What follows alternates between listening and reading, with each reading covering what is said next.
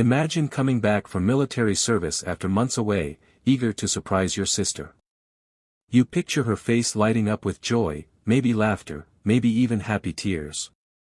But instead of the warm welcome you dreamed of, you step into something far darker.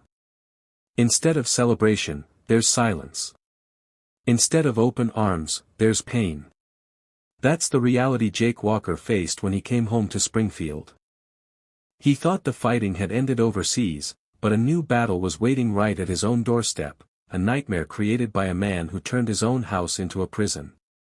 Jake's boots crunched softly against the familiar gravel road as the evening sun stretched long shadows across the quiet street. 14 long months gone, 14 months of desert heat, sleepless nights under endless stars, wondering if he'd ever make it back. Yet here he was, his buddy Ryan by his side, ready to pull off the perfect surprise for his sister. He pictured Emily bursting out the front door, the way she always did, throwing herself into his arms.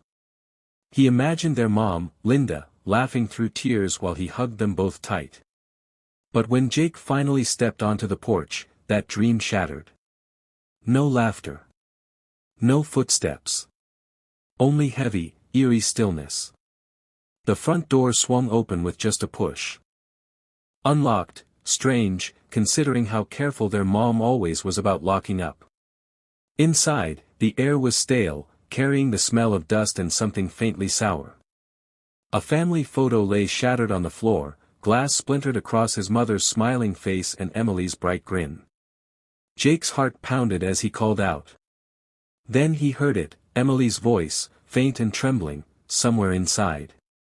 He rushed toward her room and stopped cold. Emily was curled up on the bed, her back to him. When she turned to face him, his stomach dropped. Her cheek was smeared with black ink, her lips swollen and cut. Bruises, ugly and dark, marred her skin. For a moment, Jake couldn't breathe. His chest locked up, his throat too tight to speak. His hands trembled as shock collided with rage and heartbreak. Finally, his voice cracked. Emily, it's me. I'm home. He stepped closer slowly, as if approaching something fragile that might break at any second. She stared back at him, wide-eyed and hollow, like the world had swallowed her whole. Then, before either could speak, she broke down. Emily collapsed into his arms, sobbing so hard it rattled through both of them. Jake dropped to his knees, hugging her as tightly as he could, his own tears spilling uncontrollably. Have you ever come home expecting comfort, only to be met with pain so sharp it knocks the air out of you?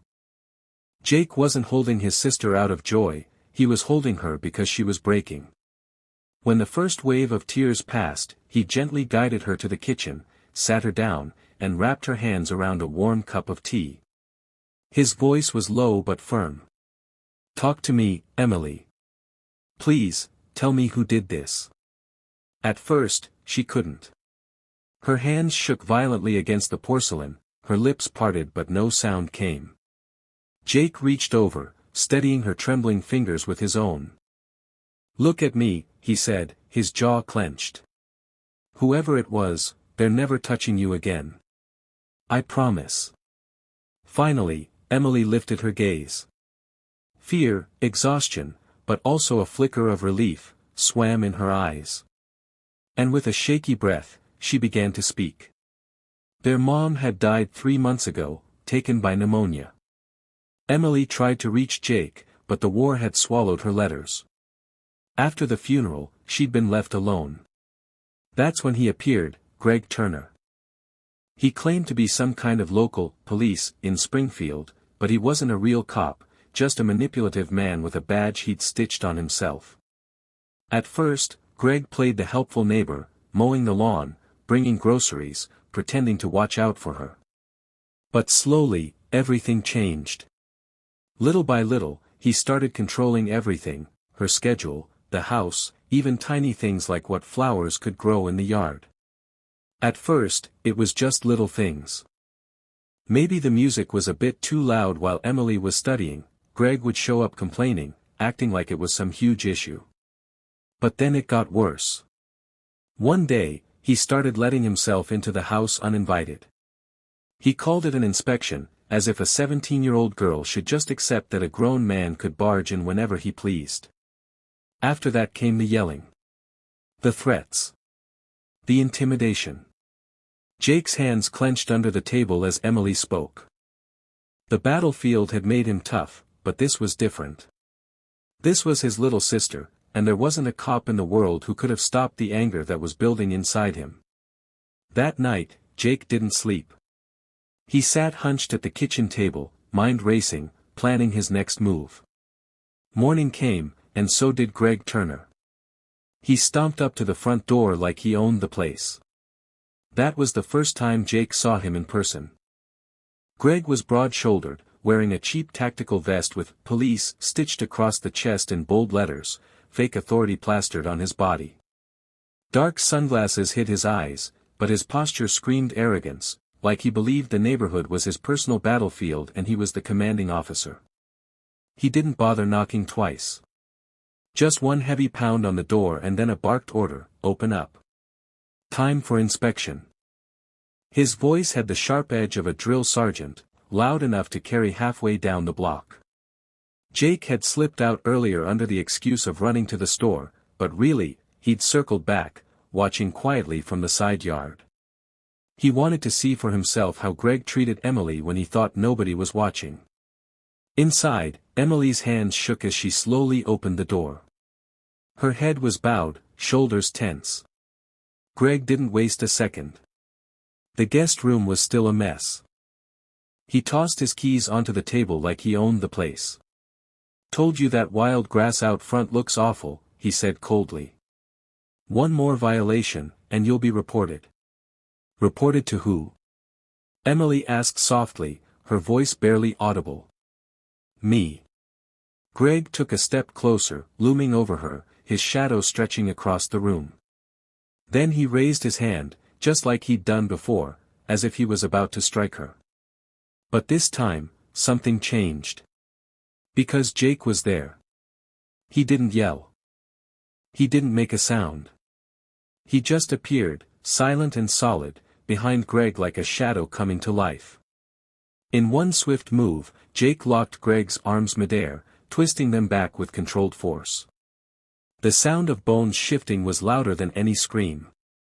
Greg spun around in shock, sunglasses slipping slightly. "Who the hell are you?" Jake's eyes didn't flinch. His voice was low and steady, carrying more weight than shouting ever could.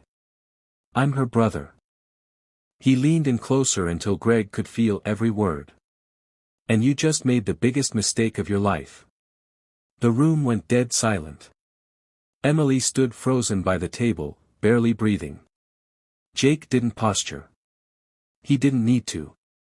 He wasn't just a protective brother, he was smart, calculating, and prepared. And most importantly, he had something Greg didn't expect: proof. While Greg thought he was untouchable, Jake had spent the night gathering everything: the evidence Emily had tried to hide, the broken picture frames, the torn curtains, even hospital paperwork too painful for her to show. And the most important thing of all, Emily's recorded testimony, every word of what Greg had done. As the tension in the room reached its peak, the sound of sirens cut through the air outside. For the first time, Greg's confidence cracked. His eyes darted toward the window. "You hear that?" Jake said, his voice calm but razor-sharp. "That's real law enforcement. Not whatever game you've been playing." A hard knock rattled the front door. Greg's face went pale. Two real police officers stepped inside, no fake badges, no phony bravado. The real deal. Jake had called them the night before, staying awake until dawn to make sure every detail was ready. Greg's bravado evaporated as the officers closed in. The higher-ups pointed straight at Greg Turner. "Sir," one of the officers said firmly, "we've received multiple complaints about your behavior. We're here to ask you a few questions." Greg tried to fight back, his voice breaking with forced confidence. "This is harassment. I've done everything according to the HOA code. The HOA code doesn't allow you to." "Stop."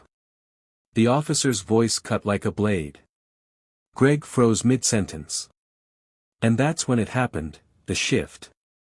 All the arrogance drained from his face. The swagger he'd worn for months was gone. He looked around the room, searching for backup. First at Jake. Then at Emily. Then at the officers. But no one stood with him. Outside, the street had filled with quiet onlookers. Neighbors who'd once kept their heads down were now leaning over porches and peeking through windows. They'd seen Greg on his so-called patrols. They'd whispered behind curtains. But now, they weren't whispering anymore. Some shouted, others just stared, angry, unafraid. Greg's hand lifted halfway, as if to argue, but no sound came. His mouth moved, but no words followed. Emily reached for Jake's hand. She was trembling, but not the same way she had been for months. This time, it wasn't fear. It was something else. Something new. Freedom. Jake didn't smile.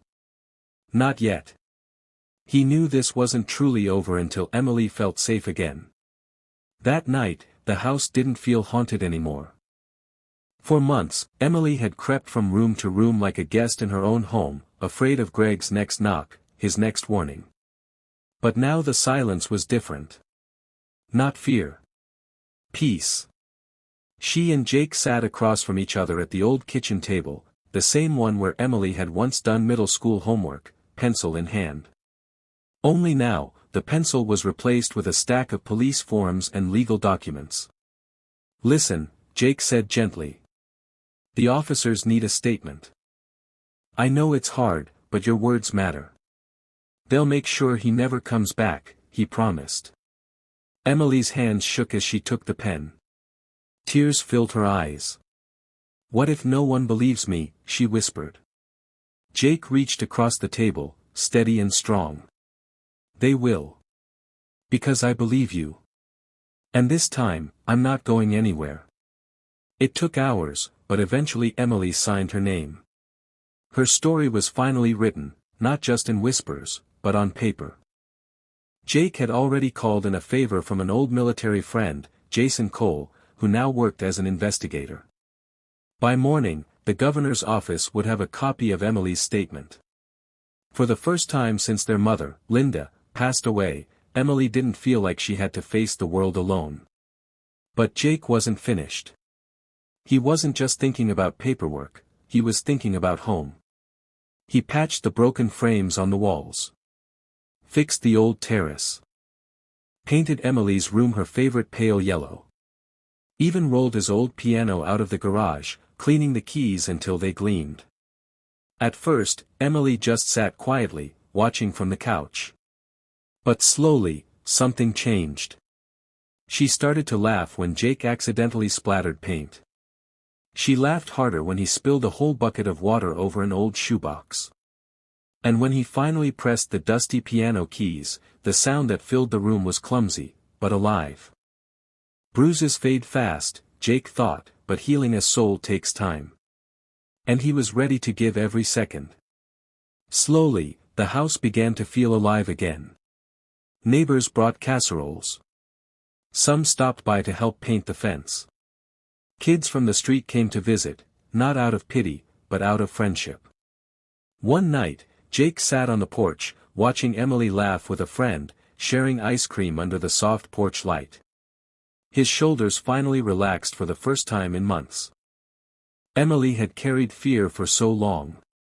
Now, she was carrying something new, hope. Jake didn't think of himself as a hero. Whenever anyone thanked him, he'd shrug and say, I just did what any brother would do. But the truth was bigger. He hadn't just protected Emily. He'd given her life back, and reminded the whole neighborhood what it really means to stand together. If this story touched you, tell us in the comments which moment hit your heart the most. And don't forget to like this video and support StoryArc, because every time we share stories like this, we remind the world that courage can start right at home.